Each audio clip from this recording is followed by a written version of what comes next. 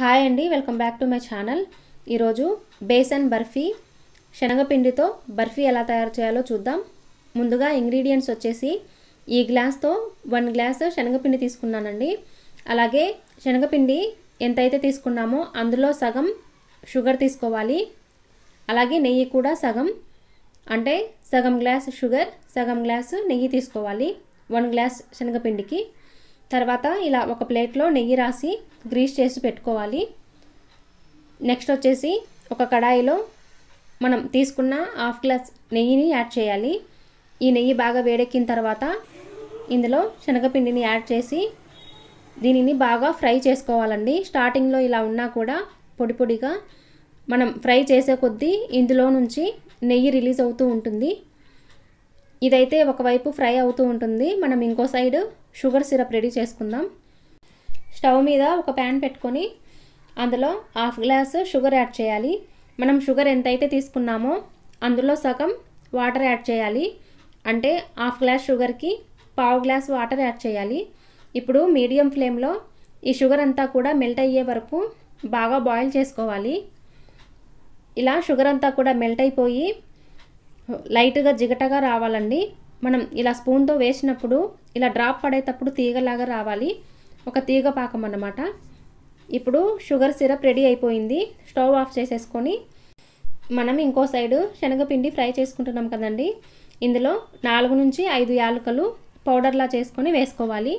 ఇది చాలా వరకు ఫ్రై అయిందండి. ఇంకో 10 నిమిషాల వరకు ఇలా మంచి కలర్ వచ్చేల వరకు ఫ్రై చేసుకోవాలి. తర్వాత ఇందులో మనం తయారు చేసి పెట్టుకున్న షుగర్ సిరప్ని యాడ్ చేయాలి.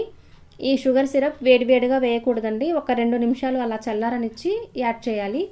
ఇప్పుడు స్పూన్తో కంటిన్యూస్గా మిక్స్ చేస్తూ 2 నిమిషాల వరకు ఉడికించుకోవాలి. ఇది చాలా త్వరగా గట్టి పడుతుందండి. ఇలా ఈ కన్సిస్టెన్సీలో ఉన్నప్పుడు, అంటే మనం బర్ఫీ సెట్ చేయడానికి కావాల్సినంత కన్సిస్టెన్సీ అనమాట. ఇలా ఉన్నప్పుడు మనం స్టవ్ ఆఫ్ చేసేసుకోవాలి. తర్వాత మనం గ్రీస్ చేసి పెట్టుకున్న ప్లేట్లోకి దీనిని వేసుకొని స్పూన్ సాయంతో స్ప్రెడ్ చేసుకోవాలండి. ఈ పైన మొత్తం కూడా సాఫ్ట్గా వచ్చేలాగా ఇలా స్పూన్తో స్ప్రెడ్ చేసుకోవాలి. స్క్వేర్ ఆకారం వచ్చేలాగా ఇలా అడ్జస్ట్ చేసుకోవాలండి. ఇలా స్క్వేర్ ఆకారంలో ఉంటే మనకు వేస్టేజ్ తక్కువగా ఉంటుంది.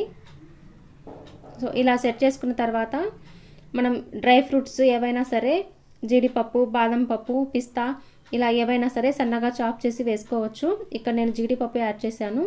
ఇప్పుడు వీటి మీద ఇలా స్పూన్తో ప్రెస్ చేయటం వల్ల ఇవి విడిపోకుండా ఉంటాయి. ఇలా సెట్ చేసుకున్నాక ఒక 10 నిమిషాల వరకు వదిలేయాలండి. 10 నిమిషాల తర్వాత ఇలా చాకుతో పీసెస్ కింద కట్ చేసుకోవాలి. ఇలా మనకు నచ్చిన సైజులో కట్ చేయాలి.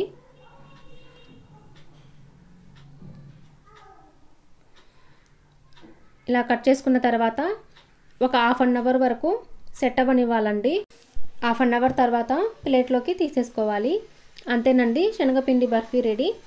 మీకు ఈ రెసిపీ నచ్చినట్లయితే నా ఛానల్ హఫ్సాస్ లైఫ్ స్టైల్ని తప్పకుండా సబ్స్క్రైబ్ చేయండి.